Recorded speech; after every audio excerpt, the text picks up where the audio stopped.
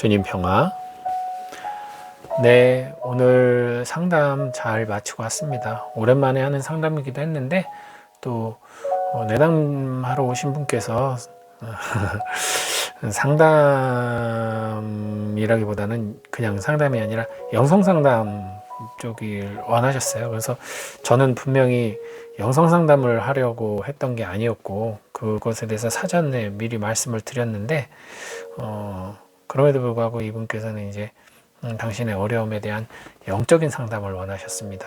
근데 물론 영적인 부분의 문제라기보다는 사람은 역시 관계 안에서 상처와 정서적 갈등, 혼란 그런 것들이 사실은 많이 일상에서 상담을 원하는 그런 문제들인데 그분도 사실은 그런 어떤 관계와 일상에서의 고통과 어려움을 호소하시는 분인데 아무래도 신앙에 너무 깊게 빠져 있다 보니까 깊으신 영성적인 그 추구를 하시다 보니까 모든 것을 다 이제 하늘에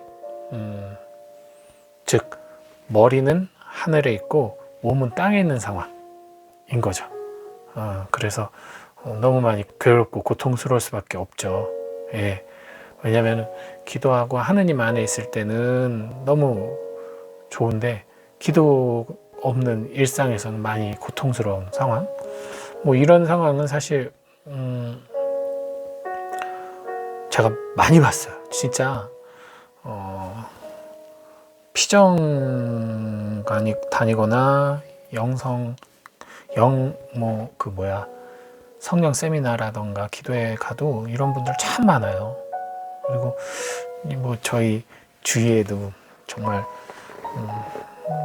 고통을 많이 받으시는 신앙인들이 많으시니까. 그래서 좀 안타까운 사실은 그 영적인 것, 그러니까 우리 영혼은 성경에서도 나와요. 주님 말씀에서도, 복음 말씀에서도 나오지만 영혼은 다칠 수가 없습니다. 영혼은 그 누구도 건드릴 수 없어요. 영혼은 완전 우리 인간이 컨트롤할 수 있는 영역이 아니에요. 우리들이 흔히 생활 속에서 다치고 고통받고 혼돈스러워하는 것은 우리의 심리예요. 정신 상태, 정서적인 부분, 마음, 생각 이런 부분들이 우리에게 고통과 혼란과 상처를 주는 거거든요. 예를 들어서 뭐 어떤 사람이 그런 메조키스트라고 하죠. 이렇게 맞는 거 좋아하는 사람. 사실 맞으면 아픈 거고 아픈 거는 싫은 거여야 돼요. 고통스러운 거여야 돼요. 근데 그 사람은 맞으면 오히려 더 좋아한단 말이죠. 변태적인 건데 좋아한단 말이에요. 근데 그걸 우린 정상으로 보지 않아요. 이제 고통을 받으면 그것은 반응하는 것이 정상인 거예요. 그게 마땅한 겁니다.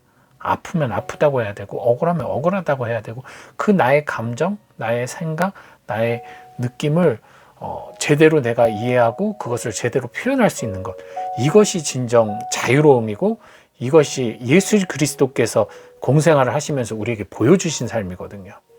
예수님은 기뻐하실 때 기뻐하셨고 슬퍼하실 때 슬퍼하셨어요. 노여우실 때 노여워하셨고 한탄하실 때 한탄하셨고 화내실 때는 화를 내셨어요. 그죠? 그 예수님의 그 삶을 봐도 예수님은 당신의 감정에 솔직하셨던 분이에요.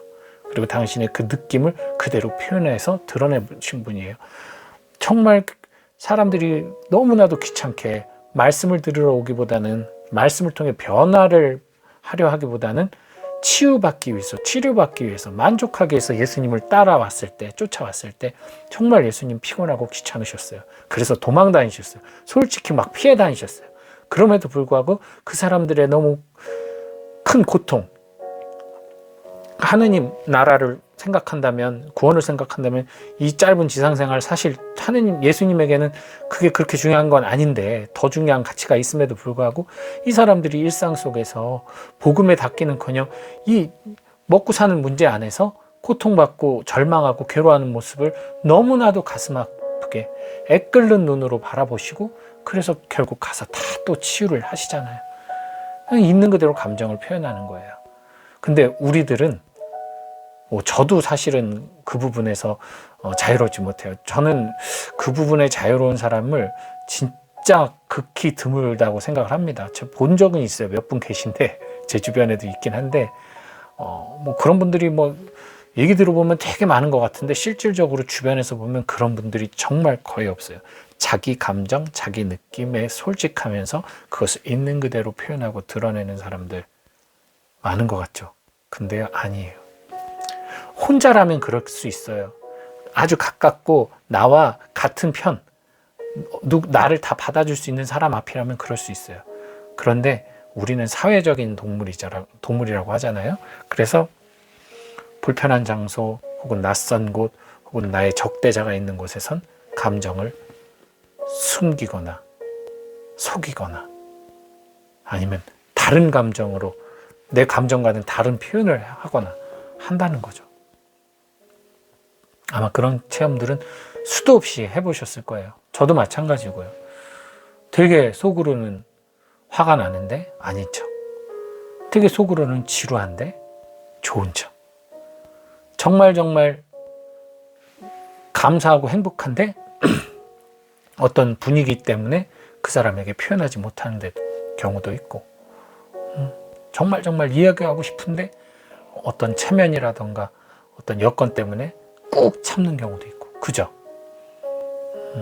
특히나 우리나라 같이 유교적인 문화의 그 DNA를 받은 한국 국민들은 표현에 인색한 편이죠. 요즘 젊은이들은 좀 다른 것 같은데 어쨌든 저까지도 그 영향이 있어서 표현이 인색합니다. 삼키려고 해요. 그리고 그 사람을 위한 배려로 내가 말하려고 하는 걸 참으려고 하고 하다가 나중에 엉뚱한 데서 폭발하곤 하죠. 이게 주된 상담의 거의 많은 한 60-70% 이상은 거의 이 관계성 안에서 내가 좋은 마음으로 참다가 결국 엉뚱한 곳에서 곪고 폭발해가지고 관계가 더 악화되는 경우가 많다는 거죠. 이거는 영적인 게 아니에요. 이거는 매우 인간적인 것이고 이거는 매우 심리적이고 정서적인 부분이라는 거죠. 근데 가톨릭 신자들은 참 상담할 때 제가 이제 신부라는 그 존재를 염두에 두고 오시는 분들 같은 경우는 이게 또 어쩔 수가 없는 거예요. 당신들의 그런 것을 그냥 심리적인 부분으로 받아들이면 좋겠는데 많은 경우 어떻게 받아들이냐면 당신의 그런 인간적인 그 감정, 화가 났어요. 그 사람이 미워요. 혹은 어떤 것 때문에 억울하고 분해서 내가 화를 냈어요. 그것에 대해서 죄책감을 느낀다는 거죠. 내가 잘못했고 내가 틀렸고 내가 더 참았어야 되는데 내가 더 용서했어야 되는데 내가 입을 닫았어야 되는데 후회를 한다는 거죠. 내 감정을 철저히 무시하는 거예요. 상대방 감정을 배려하기 위해서라고 하면서. 근데 그건 솔직히 상대방 감정의 배려도 별로 안 돼요, 사실은. 실질적으로 보면 배려라고 하는데 배려가 별로 안 돼요. 이것은 사실은 어떤 부분에 있어서는 교육 탓이기도 하죠. 가톨릭 교회 교육, 내 탓이요. 분명히 난 제 탓이라고 생각하는데 내 탓이라고 자꾸만 가르치니까 안 되잖아요. 그래서 많은 그런 얘기 들어봤을 거예요. 내 탓이요가 아니라 네 탓이야, 네 탓이요, 네 탓이요라고. 여기 치고 네 탓이야, 나 아파, 네 탓이야 이렇게 한다고 그런 우스갯소리도 있잖아요. 그것처럼 내가 정말 지금 표현하면 강도가 한 5 정도에서 감정의 서운함을 얘기할 수 있고 또 그 사람에게도 뭐 어떤 싸움까지 번지지 않을 수 있게 오해 없이 얘기할 수 있는 상황을 그 사람에 대한 배려라는 혹은 내 스스로가 그것을 말하는 것이 내가 너무 뭐라고 그럴까, 난 그래도 기도 많이 하는 사람인데 내가 이 정도도 내가 못 참으면 안 되지 하는 어떤 자기 스스로 자기를 되게 높게 여기고 참다가 엉뚱한 데서 이제 다른 사람에게 혹은 그 사람 해당 사람에게 이상한 지점에서 폭발을 해서 하거나 아니면은 고통받거나 뒤에서 뒷담화를 하거나 고해성사실 와서 울면서 그 사람 얘기를 하거나 아니면은 그 다른 사람에게 대신 분노를 이제 뺨 맞아가지고 다른 데 가서 분풀이 하듯이 한다는 거죠. 실질적으로 저는 그런 분들을 너무 많이 봐왔습니다. 오늘 상담하신 분이 그렇다는 얘기가 아니고요.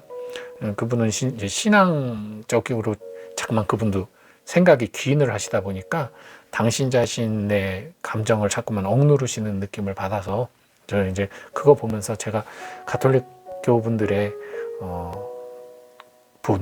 또 주님을 정말 사랑하고 믿고 기도하시는 신앙인들의 어떻게 보면 하나의 약점이나 아킬레스건이 될 수 있는 부분이 아닐까 싶어요. 천국을 살아가야 되는데 그 사람, 그 환경, 그 사건 때문에 그걸 참느라고 어지간히 노력을 하시다가 폭발한단 말이죠. 그 얘기는 뭐냐면요, 못 참는다는 얘기예요. 진짜 그것이 내가 참을 수 있는 거면 그냥 죽을 때까지 그것이 아무렇지도 않게 지나가야 돼요. 그걸 내가 참을 수 있는 것이라면, 내가 컨트롤할 수 있는 분노나 감정이라면 잊어야 돼요. 근데 그게 안 되잖아요. 그럼 그건 내가 못한다는 얘기예요. 언젠간 그것들이 쌓이거나 우연한 기회에 비슷한 사건이 터졌을 때 폭발한다는 얘기죠. 근데 계속 그거를 내가 참을 수 있다, 좋은 마음으로 참을 수 있다, 그러다가 못 참으면 내가 기도가 부족하거나 내가 무슨 정말 문제가 많은 사람이거나 나는 그것도 못 참고 이러면서 자기 비하에 빠지곤 하고요. 너무도 많죠. 근데 그 자기 비하도 나만 비하하는 게 아니에요. 자기 비하를 하다 보면 다시 또 화가 나죠. 자기를 이렇게 초라하고 비참하게 만든 그 사람에 대한 원망이 또 나오기 시작을 해요. 그렇게 너무나 자연스럽게 저는 수도 없이 고해성사를 보면서 그런 체험을 했고, 실질적으로 신자분들하고 일반적인 영성 상담하면서도 이 체험을 많이 했어요. 그러니까 영적인 것과 이 실생활을 구분하셔야 되는 거예요. 그게 구분되지 않으면 내 일상인데 일상은 나의 사람으로서, 인간으로서 내가 체험하는 현장이고, 그것은 진짜 내가 거기서 해소해야 될 문제예요. 예수님께서도 세금을 내셨어요. 당신이 정말 하느님 나라 뜻 하느님으로서 굳이 왜 이 세상 법을 따라? 내가 온 이유가 그게 아닌데? 나는 그냥 아버지 하느님의 뜻대로 난 그것만 할 거야. 할 수 있음에도 불구하고 인간의 법을 따르고 인간의 원칙을 따르고 인간의 십자가형을 받으셨어요. 네. 이 세상에 사는 것은 이 세상 것으로 지혜롭게 해결해야 되는 거예요. 근데 착각을 하는 거예요. 내가 그를 미워하는 마음을 기도하면 없어질 거라고 생각을 해요. 기도해서 없어지는 것이 아니라 내가 그것을 충분히 이해하고 수긍하고 그것이 됐을 때, 충분히 이해됐을 때 내가 이 정도로 화를 누그러뜨려서 100이 되었던 화를 한 50까지 줄였다면, 내가 충분히 이 정도면은 아까 말씀드린 것처럼 감내하고 끝까지 이해하고 넘어갈 수 있을 정도가 됐을 때, 그것을 항구하게 지킬 수 있도록 주님께 용기와 지혜를 청하는, 그것이 기도지. 그 사람을 위해서 그냥 기도만 한다고, 원수를 사랑하라고 했으니까, 그죠? 그 사람을 위해서 기도하고 하는데, 기도는 하는데 내 마음에 사랑이 없어, 그 사람한테. 계속. 저도 그 체험을 너무 많이 해왔기 때문에, 수도 생활하다 보면은 그런 갈등이 너무 많으니까, 그것이 얼마나 결국은 결과론적으로는 헛된 기도가 돼버리는지를 너무나 많이 체험했어요. 헛된 기도죠. 그렇게 열심히 주님께 청하고 했는데 안 됐어요. 그건 주님이 안 되게 한 게 아니라 내가 할 수 없는 것을 청했기 때문입니다. 그렇기 때문에 주님이 주신 자유의지고 주님이 주신 머리예요. 지혜롭게 살아갈 수 있도록 도와주는 겁니다. 상담이란 건 그거에 지혜롭게 내가 살아가도록, 지혜롭게 대처하고 지혜롭게 수용하고 지혜롭게 물러설 수 있는, 그것이 상담이에요. 그런데 자꾸만 어떤 기도, 치유 그리고 뭔가 그런 영성적인 좋은 말씀 들으면은 내가 변할 거라고, 아니에요. 그 누가 뭐라고 해도 아무리 좋은 음식, 건강에 좋다는 음식 열심히 드셔보세요. 내 몸이 아무것도 안 하고 운동도 안 하고 아무것도 안 하고 있으면 그거 갖고는 결코 건강해지지 않습니다. 내 귀에 듣기에 좋은 말씀들, 그 말씀을 듣는다고 해서 내 삶 변하지 않는 건 너무나도 잘 아시는 사실일 겁니다. 예. 그래서 우리 천주교 신자분들, 특히 뭐 제가 개신교 신자분들은 정확하게 잘 모르기 때문에 천주교 신자분들 특히 내 탓이라고 하는 그 부분에 대해서 그냥 내 생각, 내 행동, 남들하고 상관없이 내가 주님 앞에서 부끄럽게 했던 모습들에 대한 통회를 하시되, 관계 안에서 있었던 것은 잘 구분해서 보셔야 될 거예요. 그것은 나의 기질이나 성격과 관련되어 있는 겁니다. 기질이나 성격. 근데 천성이 서로 안 맞으면 당연히 서로 그거 분열할 수밖에 없어요. 당연한 거잖아요. 원래 천성이 느긋한 사람과 천성이 조급한 사람이 서로 딱 붙어 있으면 이건 화합이 안 돼요. 왜냐하면 보는 시야가 다르거든요. 이 사람은 천천히 하나하나 봐야만 마음에 안정감이 있고 그럴 때 힘이 나는 사람이고, 한쪽 사람은 한꺼번에 놓고 일단 후다닥 해놓은 다음에 뭐 틀린 부분 있으면 메꾸는 걸 좋아하는 사람이야. 이 서로가 상대방을 위해서 그걸 포기한다? 그게 안 돼요. 한두 번은 해줄 수 있어요. 그런데 그 과정이 계속 이루어지면 한쪽이 병들거나 상처받습니다. 불행해진다는 거예요. 주님이 원치 않는 모습이에요. 불행해지는 것은. 자기가 가장 잘할 수 있는 것으로 드러내고 그것에 대해서 서로 이해해주고 수용해 주는 거. 나는 느긋해. 너의 그 느긋함을 내가 존중하고 넌 그렇게 사는 거에 인정해. 하지만 난 내가 급하게 살아. 그럼 내가 급하게 사는 걸 그쪽에서도 수용하고 인정해 주는 거예요. 그래서 서로가 균형 있게 타협을 맞추는 거. 이게 지혜로운 방법이지. 무조건 참으려고 하고 배려하려고 하고 이쪽으로 가면, 그러니까 이건 능동적인 것과 수동적인 것의 차이가 되겠죠. 참고 배려하는 거는 수동적인 거예요. 그냥 그 자리에 머물러 있는 거죠. 능동적인 것은 내가 그에게 한 발짝 다가가는 겁니다. 근데 그것은 용기가 필요하기도 하죠. 그렇지만 그것이 그 한 발자국이 참고 있다가 터트리는 것보다는 덜 힘들어요. 용기가 필요하지만 우리 천주교 신자분들이 좀 구분하셨으면 좋겠어요. 여러분들 만약에 이렇게 고통스럽고 힘든 게 있을 때 그것은 영적인 어떤 부분이 아니라는 거, 너무 영적으로 자꾸만 가시지 마시라고 말씀을 드립니다. 영적인 부분은 오히려 나의 일상적인 삶의 부분, 나태함이라던가 또 어떤 우리 복음에 나오는 그런 죄목들이잖아요. 예수님이 말씀하신 그런 감정들이 올라왔을 때 그것을 내가 어떻게 처리하고 어떻게 받아들이고 있는지, 그런 부분에 대해서 성찰하고, 그런 게 이제 영적인 부분이에요. 영성적인 부분이고, 일상에서의 관계 안에서는 되도록이면 사람 문제는 사람끼리 해결하는 게 좋습니다. 그래서 용한 신부님 찾아다니는 수고하지 마시고 남편 때문에 아이 때문에 괴로운데 용한 신부님 찾아가서 안수받고 기도받는 것으로 위로를 삼으려고 하지 마시고, 되도록이면은 내가 어떻게 하면 지혜롭게 그들과 소통을 할 수 있는지, 이해할 수 있는지, 내가 어떤 삶을 변화를 통해서 내가 그런 단단함을 가질 수 있는지, 나를 더 많이 알아가고 나를 더 많이 수용하는, 나를 더 많이 인정하는 그런 삶을 사시면 훨씬 더 여러분들의 그 삶이 더 가치 있게 성장할 수 있습니다. 이것은 되게 그 시작은 되게 씨앗처럼 작아요.